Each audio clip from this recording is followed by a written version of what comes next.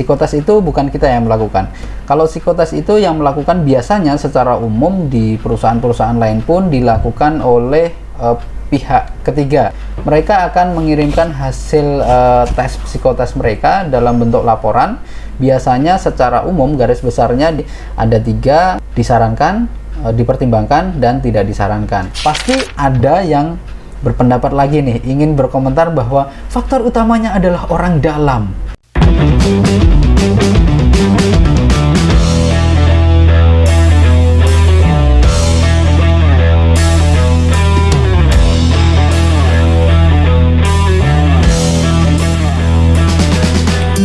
Assalamualaikum warahmatullahi wabarakatuh. Selamat datang di channel Ubibo. Apa kabarnya? Semoga dalam keadaan baik dan sehat selalu. Di video ini teman-teman, saya bersama rekan saya ini, saya sedang mencari calon staf baru yang dibutuhkan.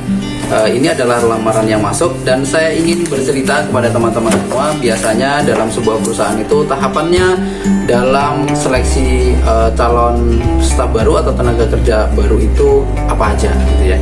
Jadi gini teman-teman, kalau yang biasa kita lakukan di sini itu kalau misalkan seleksi calon staf baru, yang pertama itu adalah seleksi berkas. Seleksi berkas itu ada yang biasa masuk lamaran itu lewat email, ada yang hard copy seperti ini. Ya, hard copy yang seperti ini dia antar langsung, dibawa langsung ke kantor ini sehingga kita nggak perlu ngeprint, kita pelajari dari sini.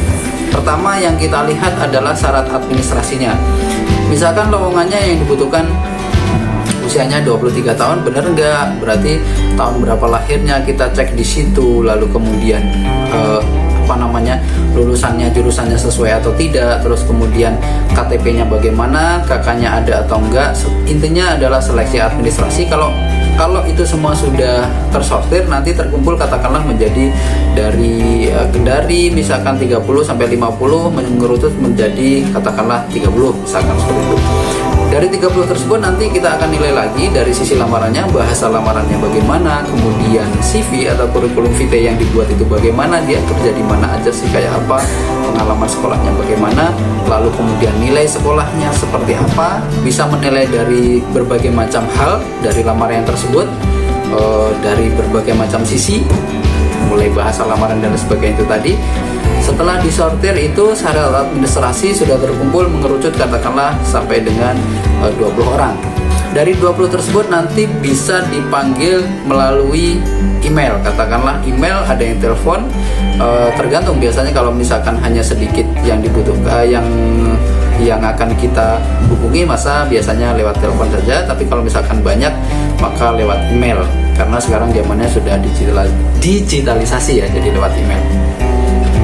Setelah itu teman-teman, email atau telepon tersebut adalah undangan tes. Misalkan tes tersebut nanti diundang untuk tanggal berapa, hari apa, jam berapa untuk mengikuti tes. Tesnya misalkan tesnya macam-macam, ada yang tes tertulis, ada tes kompetensi. Intinya adalah melakukan tes kemampuan dasar dan kompetensinya apakah sesuai atau tidak.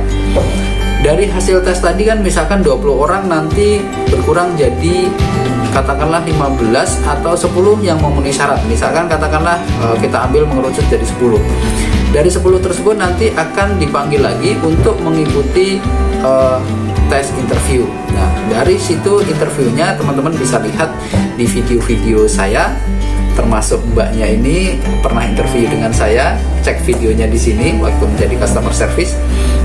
Nah teman-teman, setelah interview tersebut nanti kita yang menginterview itu akan menilai berdasarkan pernyataannya di dalam interview, baik itu apa yang disampaikan, tipikalnya, perkiraannya adalah seperti apa. Itu nanti pakai sistem scoring dan ada pertanyaan tertentu ya yang kita tanyakan. Dari jawabannya tersebut, mana yang bisa meyakinkan kita tersebut untuk bisa masuk ke tahapan berikutnya gitu ya. Nah misalkan dari 10 orang tersebut katakanlah kita ambil 5 yang akan masuk ke tahap berikutnya. Nah di sini tahap berikutnya itu apa, yaitu tahap psikotes. Nah psikotes itu bukan kita yang melakukan.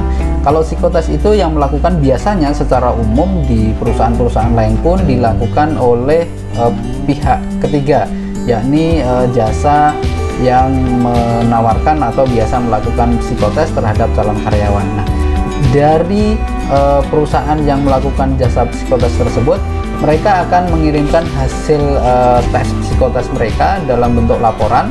Biasanya secara umum garis besarnya di paling atas itu calon tersebut direkomendasikan atau disarankan, kemudian dipertimbangkan atau tidak disarankan gitu ya. Jadi ada 3 poin hasil kesimpulan umumnya adalah disarankan, dipertimbangkan, dan tidak disarankan.